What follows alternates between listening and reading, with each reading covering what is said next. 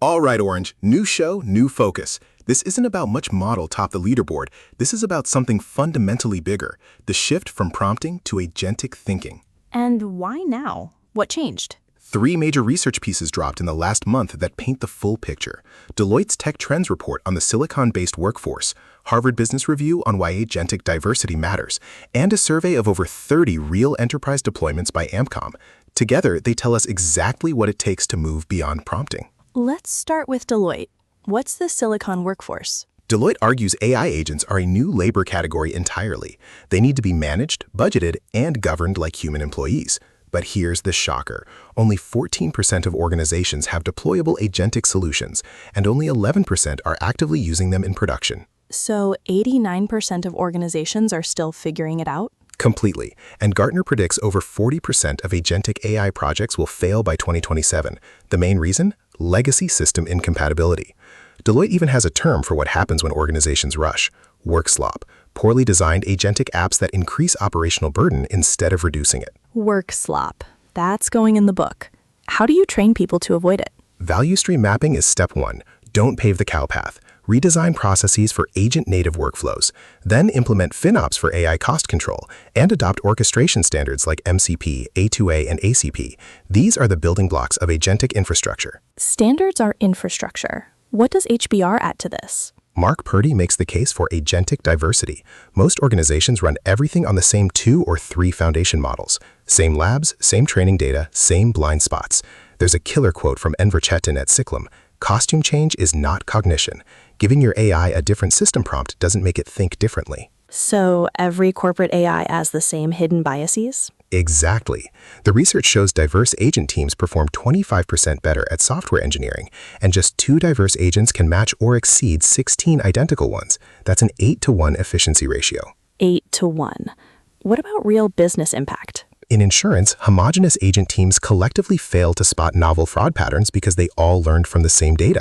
In retail, same AI stack means everyone quietly prices toward the same equilibrium. Competitive differentiation compresses without anyone noticing. And there's a concrete example. A study across 8 product markets showed major AI recommenders had marked favoritism toward US brands, distorting competition globally. So the solution is model portfolio governance, board-level rules about vendor concentration. Exactly. HBR prescribes 7 imperatives: diversify the stack, Claude for reasoning, Gemini for evaluation, GPT for generation. Enrich training data with diverse cultural inputs, fine-tune with internal data from HR systems and employee surveys. Train agents by work-shadowing humans, learning from actual team communication patterns, and implement cultural red teaming to test for bias before deployment. That's a completely different skill set from writing prompts. You're describing someone who thinks like a system architect. Yes, and the third piece of research proves why this matters. Amcom documented over 30 real enterprise deployments across 8 industries. The consistent finding? Agents fail because they only see about 20% of enterprise data, the structured stuff in databases. So they're blind to the other 80%? Contracts, emails, PDFs, Slack messages, call transcripts, all the unstructured data that carries real business context. The deployments that survive production share 3 architectural requirements: a unified context engine that fuses all data types into one semantic layer, a semantic governor, deterministic business rules, not probability scores, and an active orchestrator that connects to existing systems without ripping anything out. Give me real examples. What actually works? A 700-store retail chain in India deployed voice AI agents in Hindi and English, customer support, inventory intelligence, staff training, all running on agentic infrastructure, reduced help desk burden, faster onboarding for new employees. That's retail. What about manufacturing? An HVAC manufacturer with over 10 million data points deployed competitive intelligence agents, 93% answerability on strategic questions, identified pricing gaps of 12 to 26% against competitors. Finance and banking? An omni-channel banking deployment with an AI CFO for cash flow forecasting and continuous SLA monitoring, full audit trails on every decision. In a major vendor payment system, one deployment caught over $1.4 million in erroneous early payments that the previous system missed entirely. $1.4 million. That's not theoretical ROI. A global ports operator handling over $20 billion deployed agentic dashboards across terminals, rail, and yard operations. First time they had predictable throughput visibility. A luxury travel brand with 16 properties in East Africa deployed a booking agent with human in the loop, scaled reservations without compromising quality. What about education and training? That's directly relevant to your book. Over 1 million teachers across 131 countries now use agentic systems for competency insights and support, scalable without quality degradation.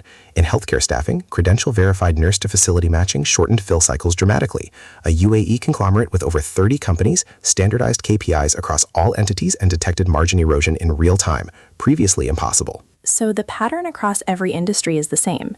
The companies winning are the ones that treat this as a systems design problem, not a prompt engineering one.